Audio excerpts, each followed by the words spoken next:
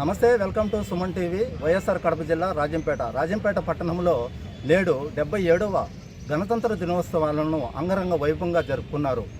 CH భావన IAS గారి ఆధ్వర్యంలో జెండా వందనం జరిగింది. అన్ని డిపార్ట్మెంట్ అధికారులకి, డివిజనల్ అధికారులకి, ఆదరణీయ ఉపాధ్యాయులు, విద్యార్థులు, మీడియా మిత్రులు, పత్రికేయులు, ప్రియమైన గ్రామ మరియు పట్టణ ప్రజలరు, ఇక్కడ హాజరైన ప్రతి ఒక్కరికి నా హృదయపూర్వక గణతంత్ర దినోత్సవ శుభాకాంక్షలు. ఈరోజు మనం భారతదేశ 77వ గణతంత్ర దినోత్సవాన్ని గౌరవంగా ఘనంగా జరుపుకుంటున్నాం. 1950 26 జనవరి తేదీ అమల్లోకి వచ్చిన మన రాజ్యాంగం భారతదేశాన్ని ఒక స్వాతంత్ర దేశంగా మాత్రమే కాకుండా చట్టాధారిత ప్రజాస్వామ్యంగా నిలబెట్టింది. ఈరోజు కేవలం ఒక వేడుక మాత్రమే కాదు, మన హక్కులు, బాధ్యతలు, విలువైన మన జీవితంలో ఎలా ప్రతిబింబించాలో గుర్తు చేసి అత్యంత ప్రముఖమైన సందర్భం. ముఖ్యంగా మన రాజ్యాంగం మనకు సమానత్వం, స్వేచ్ఛ, సోదరభావం, న్యాయం అనే 4 బలమైన స్తంభాలపై నిలబడి దేశాన్ని అందించింది.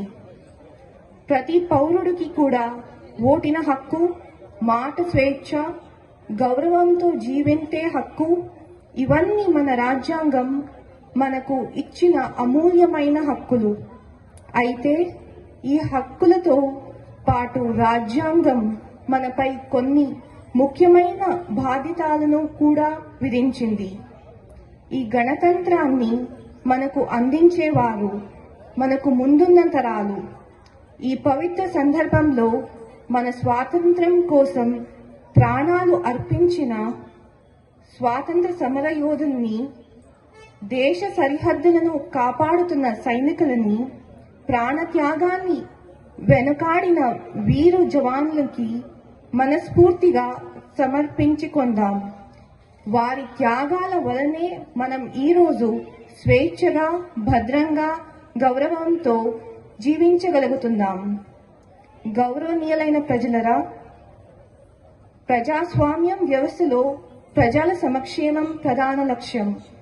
ప్రభుత్వం ద్వారా అమలవుతున్న వివిధ అభివృద్ధి, మహిళా సంక్షేమ కార్యక్రమాల్లో మహిళలు, రైతులు, పిల్లలు, వృద్ధులు, యువత, విద్యార్థులు వంటి అన్ని వర్గాలకు కూడా భద్రతా అవకాశాలు మరియు గౌరవం అందించే లక్ష్యంతో కొనసాగుతున్నాయి. ఈ కార్యక్రమాల ద్వారా ప్రజల జీవన ప్రమాణాలు మెరుగుపడుతున్నాయి. ప్రజలు మరియు ప్రభుత్వం